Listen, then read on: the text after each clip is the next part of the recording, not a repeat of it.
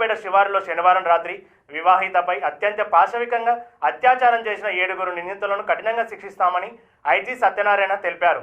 మంగళవారం ఆయన ఊరుకొండపేటలో సంఘటన స్థలాన్ని పరిశీలించి మీడియా సమావేశంలో ఆయన మాట్లాడడం జరిగింది. దీంట్లో చాలా ట్విస్టింగ్ విషయం ఏంటంటే, ఎవరైతే ఈ క్రిమినల్స్ ఎవరైతే రేపిస్టులు ఉన్నారో వాళ్ళందరికీ లా పట్ల కూడా అవగాహన ఉంది. ఎవరైనా మైనర్ గర్ల్స్ ఎవరైనా బాయ్ ఫ్రెండ్తో వస్తే వాళ్ళు కేవలం డబ్బులు తీసేసుకుని వదిలేశారన్నమాట. పోక్సో కేసు గురించి. పోక్సో అనేది చాలా బలమైన protection of children from sexual offence ఏదైతే చాలా స్ట్రిక్ట్గా అమలు అవుతుందో, మైనర్ గర్ల్ కన్సెంట్ ఉన్నా కూడా అది నేరంగా ఎట్లా పరిగణించబడుతుందో దాన్ని దృష్టిలో పెట్టుకుని ఎవరైతే చిన్నపిల్లలు మైనర్గా ఉన్న వాళ్ళ మాత్రం కేవలం డబ్బులు తీసుకుని వదిలేశారు. ఎవరైతే కాస్త వివాహితగా ఉండి వాళ్ళ పరువు ప్రతిష్టకి భంగం కలుగుతుంది మనం చెప్తే బయటికి అనుకునే విధంగా ఉన్నారో వాళ్ళని వీళ్ళు టార్గెట్ చేసినట్లుగా భావిస్తున్నాం. బట్ ఈ కేసులో అయితే పక్కా రేప్ కేసు, ఇది గ్యాంగ్ రేప్ కేసు కింద డిఎస్పీ కల్వకుర్తి జనరల్గా సిఏ చేస్తారు. ఇది స్పెషల్ గ్రేవ్ కేసు కింద పరిగణించి డిఎస్పీ ఎస్పీ గారి ఆధ్వర్యంలో దర్యాప్తు చేపడుతున్నారు. గతంలో జరిగిన ఎక్స్ట్రాక్షన్ కేసులు ఏమైతే ఉన్నాయో వాటిని అన్నింటిని కూడా మేము తిరగతోడి చర్యలు తీసుకుంటాం. బంగారం కూడా తీసుకునేవాళ్ళు కాదు వీళ్ళు. సో బంగారం పోయిందని ఇవ్వడంతో అది కూడా దర్యాప్తు చేస్తున్నాం. బంగారం అయితే దొరికేస్తారు, లేకపోతే కంప్లైంట్ చేస్తారు, క్యాష్ అయితే ఏం పట్టించుకోరు అనే ఉద్దేశంతో ఇలా చాలా తెలివిగా వెరీ ఆర్గనైజ్డ్ గ్యాంగ్ లాగా ఉన్నారు.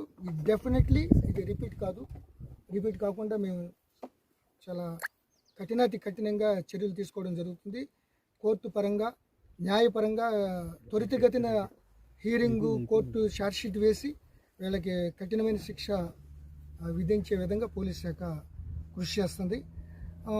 జనరల్గా ఇటు శ్రీశైలం రోడ్డు చాలా హెవీగా గత దశాబ్ద కాలంగా ట్రాఫిక్ చాలా ఎక్కువైంది. అనేక రిసార్ట్లు ఉన్నాయి. సో ఎన్ రూట్లో కూడా మేము పెట్రోలింగ్ పెంచుతున్నాం. ఇటు శ్రీశైలం ఈ ఏదైతే నల్లమల్ల అడవి ప్రాంతం ఉందో ఈ రాత్రిపూట ఫారెస్ట్ వాళ్ళతో కోఆర్డినేషన్ చేసుకుని ఈ టూరిస్టులు లేకపోతే ఈ టెంపుల్స్కి వచ్చే భక్తులకి భద్రత మరీ పెంచడానికి మేము ఇదొక్కటే కాదు, ఇటువంటి ఇన్సిడెంట్లు 4-5 చోట్ల కూడా జరిగాయి. సో ఆ వ్యక్తిగత బలహీనతల్ని దృష్టిలో పెట్టుకుని వీళ్ళ పంజా విసురుతున్నారు క్రిమినల్స్. సో అటువంటి అవకాశం ఇవ్వకుండా ఇటు ఎండోమెంట్స్, పోలీస్, మిగతా అక్కడున్న కమిటీలు, దేవాలయ కమిటీలు సీసీ కెమెరాలు పెట్టి ఇటువంటి ఒకవేళ అనుమానాస్పద కదలికలు ఎవరైనా ఉన్నా కూడా అవి ప్రివెంట్ చేస్తే వాళ్ళ పరంగా కంట్రోల్ ఉంటుంది. మేము పెట్రోలింగ్ చేయడం వల్ల అనుమానితులను కంట్రోల్ చేసుకోవడం వల్ల ఇటువంటి రిపీట్ కాకుండా చర్యలు తీసుకుంటే ఓవరాల్గా మాత్రం ప్రభుత్వం ఇటు డీజీపీ గారు, పోలీస్ శాఖ దీన్ని చాలా తీవ్రంగా పరిగణించి చాలా కఠిన చర్యలు తీసుకోవడానికి మేము ఉపక్రమిస్తున్నాం. నిందితులు మీ అదుపులో ఉన్నారా? ప్రధానంగా ఆలయంలో పనిచేసే ఒక అవుట్సోర్సింగ్ ఎంప్లాయ్ కూడా దీంట్లో భాగస్వామ్యం ఉన్నారన్నమాట. అది కరెక్ట్ అండి.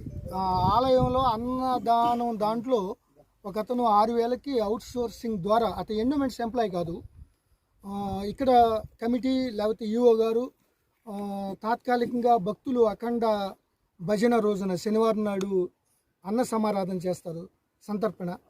సో అన్నదానం చేసే సమయంలో భక్తులకి ఫెసిలిటేట్ చేయడం కోసం ఇతను పెట్టారు. బట్ ఇతను కూడా 2-3 కేసుల్లో, ఈ కేసుతో పాటు గతంలో కూడా ఎక్స్ట్రాక్షన్ కేసులు ఉన్నట్టు మా ఇన్వెస్టిగేషన్ తేలింది. అతను మహేష్ గౌడ్,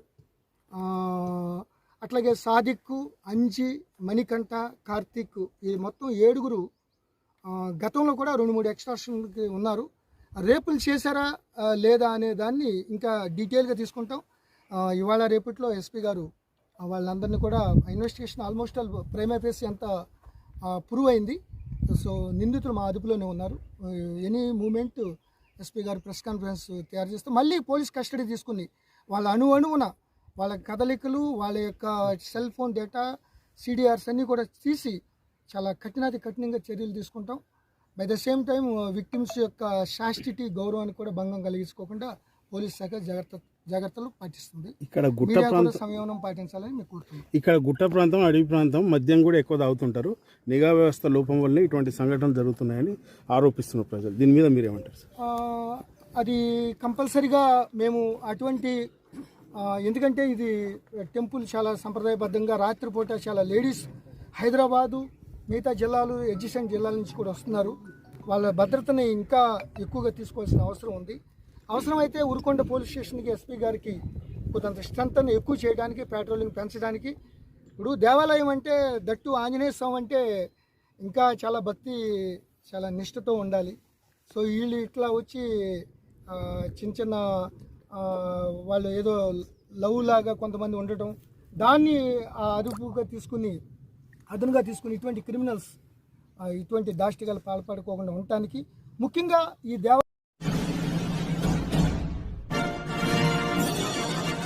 ఊరుకొండపేట అత్యాచార ఘటనలో బాధితులకు ప్రభుత్వం అండగా ఉంటుందని రాష్ట్ర ముఖ్యమంత్రి రేవంత్ రెడ్డి హామీ ఇచ్చారని జడ్చర్ల ఎమ్మెల్యే అనిరుద్ రెడ్డి వెల్లడించారు.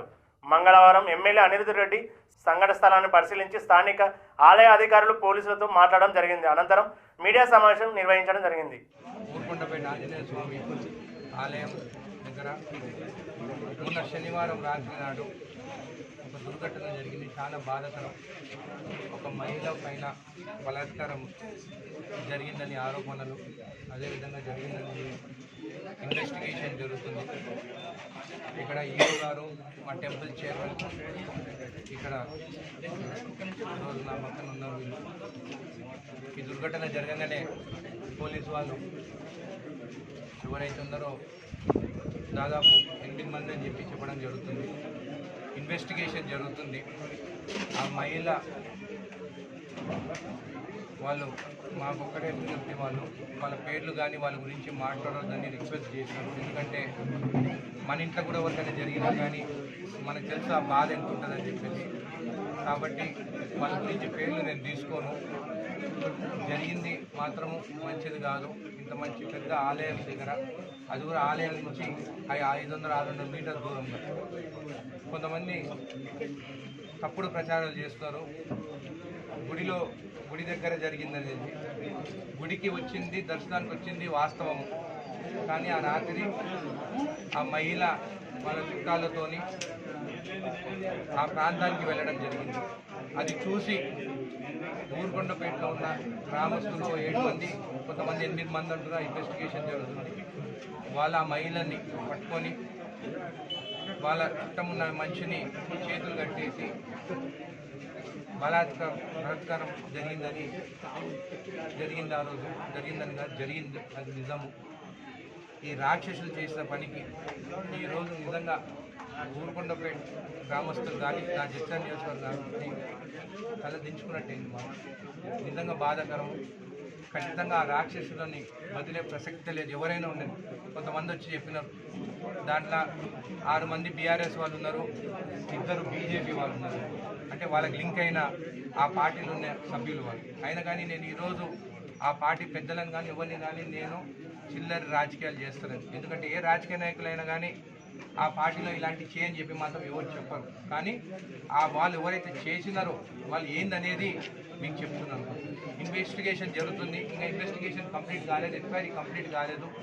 ఖచ్చితంగా ఇలాంటి ముందు కూడా ఈ ప్రాంతంలో, ఎందుకంటే మొత్తము గుట్టలు జంగల్ ఉన్న ఏరియా వెనకాలంతా, ఇట్లా కొంత ముందు కూడా ఇట్లా జరుగుతుందని కూడా కొన్ని మాకు డౌట్స్ కొన్ని ఉన్నాయి. కాబట్టి అవి కూడా ఇన్వెస్టిగేషన్ చేస్తాం. ఎందుకంటే ఎవరైనా అక్కడికి ప్రాంతానికి ఆ ఏరియాకి పోతే వాళ్ళని పట్టుకొని ఈ 7 మంది వీళ్ళతో ఉన్న ఇంకెంతమంది ఉన్నారు కూడా వాళ్ళు కూడా బయటికి వస్తారు. వీళ్ళు ఇలాంటి పనులు చేస్తుందని చెప్పి కూడా మాకు కొంచెం ఇన్వెస్టిగేషన్ కొంచెం ఇన్ఫర్మేషన్ వచ్చింది. ఆ ఇన్వెస్టిగేషన్ కంప్లీట్ అయిన తర్వాత ఖచ్చితంగా పోలీసు వాళ్ళు అది బయట మీకు కూడా మీడియా కూడా చెప్తారని చెప్పి కూడా మీకు తెలియజేస్తున్నారు. ఈరోజు ఈ ఆలయం మన సీఎం రేవంత్ రెడ్డి గారు కానీ జెడ్పీటీసీకి నిలబడ్డప్పుడు ఇక్కడికి ఆలయం నింటే దేవుని ఆశీస్సులతో నామినేషన్ వేయడం జరిగింది. దాని తర్వాత 3 సార్లు ఆయన ఎమ్మెల్యేకి నిలబడ్డప్పుడు కూడా ఇక్కడనే ఆశీర్వాదం తీసుకోవడం జరిగింది. అదేవిధంగా నేను కూడా మొన్న ఎమ్మెల్యేకి నిలబడ్డప్పుడు కూడా నేను కూడా ఇక్కడికి వచ్చేసి దేవుని పాదాలపైన నా బీఫామ్ పెట్టి నేను బీఫామ్ వేయడం జరిగింది. ఈరోజు ఇంత పవిత్రమైన స్థలం గురించి అందరూ మాట్లాడుతుంటే నాకు కూడా బాధగా అనిపిస్తుంది. ఆ కుటుంబ సభ్యులకు ఖచ్చితంగా మేమందరం అండగా నిలబడతాం. ఎందుకంటే అది జరిగింది మంచిది కాదు. మేమందరము మేము కానీ మా పార్టీ మా కార్యకర్తలు కానీ ప్రతి ఒక్కరు చర్చల నియోజకవర్గం నుంచి కానీ ఈ రాష్ట్రం నుండి కానీ ప్రతి ఒక్కరు ఆ కుటుంబ సభ్యులకి అండగా నిలబడతామని చెప్పి మీకు తెలియజేస్తాం. కానీ ఈ సమయంలో వాళ్ళకి మనం అండగా నిలబడాలి కానీ వాళ్ళ గురించి కానీ వాళ్ళ పేర్లు కానీ మనం చేస్తే బయట పెడితే అది మంచి సంకేతాలు కావు వాళ్ళ కుటుంబ సభ్యులకు అని చెప్పేసి నేను వాళ్ళ పేర్లు కానీ ఏమి మాట్లాడలేను.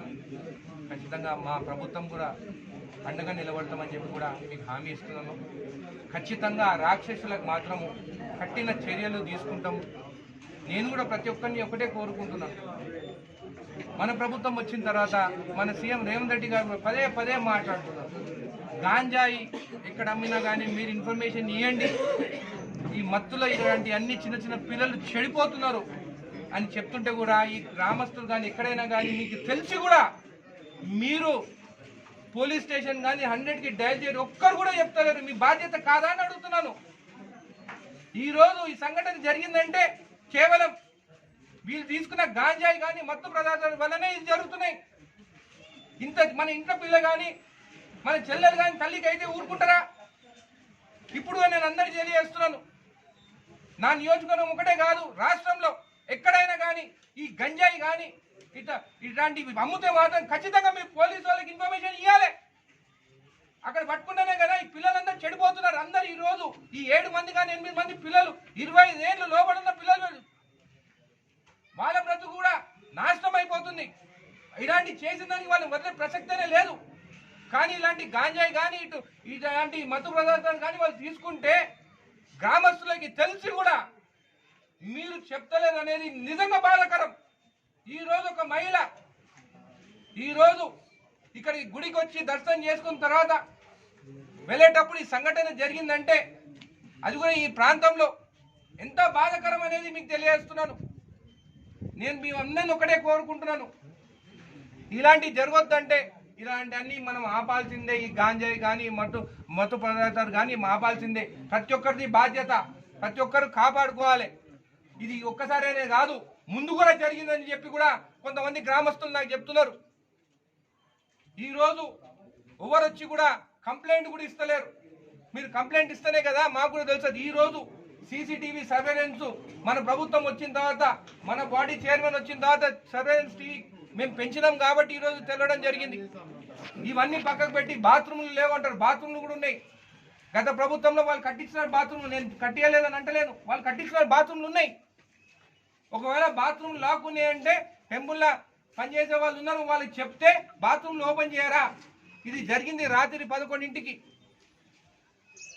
మిమ్మల్ని అందరూ ఒకటే కోరుకుంటున్నాను, ప్రింట్ అండ్ మీడియా వాళ్ళని కూడా, పవిత్రమైన ఆలయం ఇది. ఆలయంలో జరగలేదు, దూరం ప్రాంతంలో జరిగింది. ఆ భూమి కూడా దేవుని పొలంలో కూడా రాదు, ప్రైవేట్ పొలం అది జరిగింది. నిజంగా బాధాకరం. వాళ్ళని ఎవరిని వదిలే ప్రసక్తే లేదు. మా సీఎం రేవంత్ రెడ్డి గారు ఫస్ట్ జడ్పీటీసీ గెలిచింది ఈ ప్రాంతం నుండే. ఎవరిని వదలడు, కఠిన చర్యలు తీసుకుంటాము.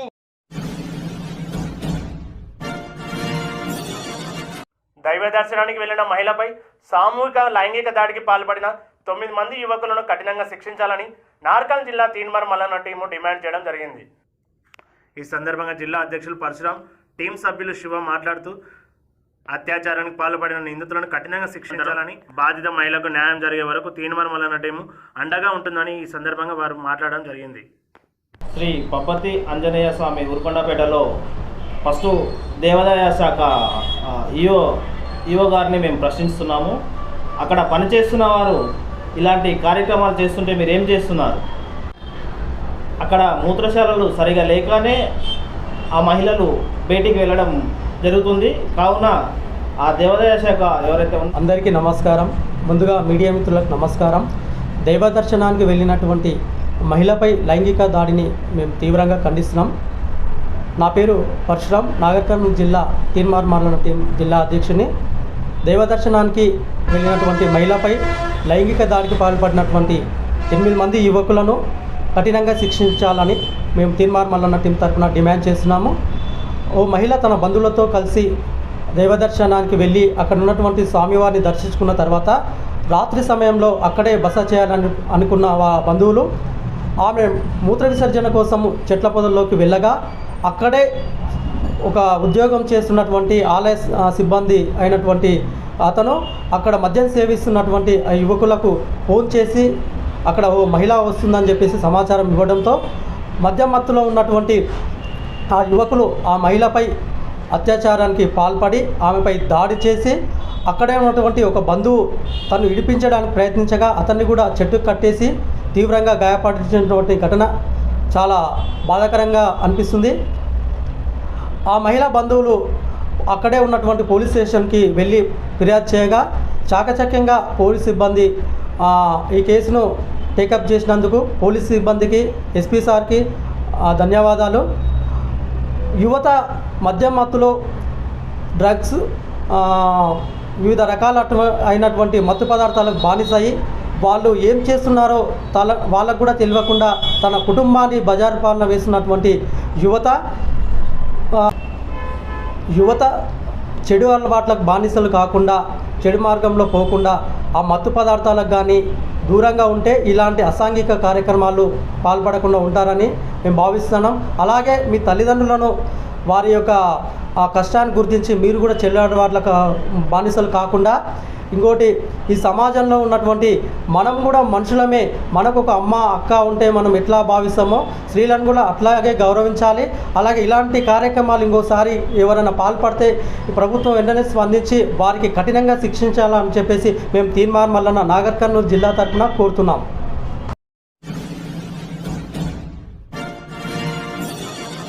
కుటుంబ సభ్యులతో దైవ దర్శనానికి వెళ్లిన వివాహితపై స్థానికంగా ఉండే కొంతమంది అత్యాచారానికి పాల్పడినట్టు వారిని తీవ్రంగా ఖండిస్తున్నామని చైతన్య మహిళా సంఘం తీవ్రంగా ఖండిస్తుందని తెలిపారు. అత్యాచారానికి పాల్పడిన వారిని కఠినంగా శిక్షించాలని ఈ సందర్భంగా వారు మీడియా ముఖంగా తెలిపారు. ఈ కార్యక్రమంలో చైతన్య మహిళా సంఘం రాష్ట్ర కన్వీనర్ శ్రీదేవి, జిల్లా ఉపాధ్యక్షురాలు కస్తూరి, సభ్యులు చంద్రకళ, శాంతి పాల్గొన్నారు. నేను చైతన్య మహిళా సంఘం రాష్ట్ర కో కన్వీనర్.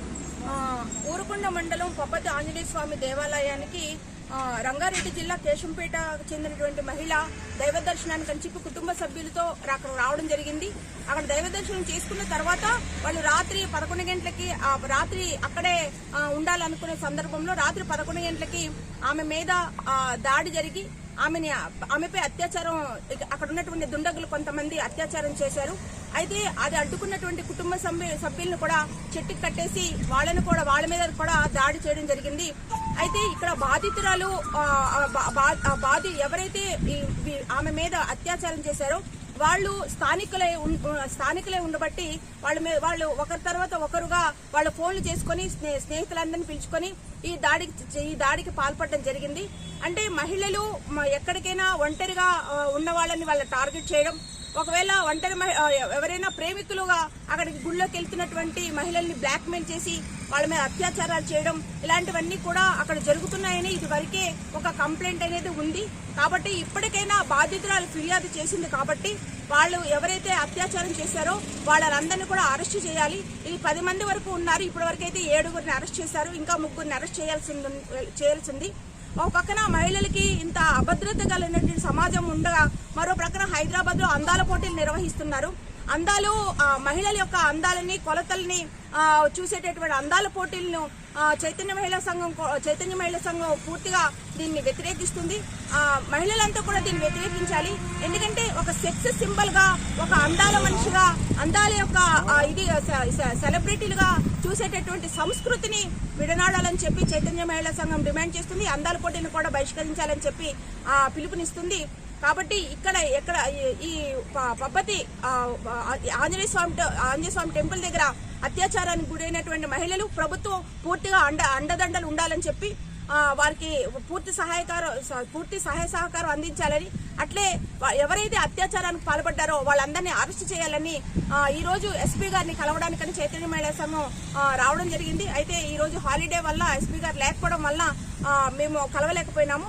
అంతేకాకుండా బాధితురాలను కూడా హాస్పిటల్లో కలవాలనే వచ్చాము. బాధితురాలు కూడా ఇక్కడ నాగర్ కర్నూలు హాస్పిటల్లో లేరు, వేరే హాస్పిటల్లో ఉన్నారని కూడా ఇక్కడ చెప్తున్నారు. సరే, వాళ్ళకు ఉన్నటువంటి భద్రత వల్లనో లేకుంటే వేరే ఏదో వల్ల ఏ హాస్పిటల్లో చేర్పించినప్పటికీ కూడా ఆమెకి సరైనటువంటి వైద్య చికిత్స అందించాలి, లీగల్ అడ్వైజ్ ఇవ్వాలి, ఆమెకి సరైనటువంటి సహాయ సహకారాలు అందించాలి. అంతేకాకుండా ఎవరైతే ఉన్నారో వాళ్ళని ఎట్టి పరిస్థితుల్లోని వదలకుండా వాళ్ళకి శిక్ష పడేక ఫాస్ట్ ట్రాక్ కోర్టు ద్వారా వాళ్ళకి శిక్ష వేయాలని చెప్పి చైతన్య మహిళా సంఘం డిమాండ్ చేస్తుంది.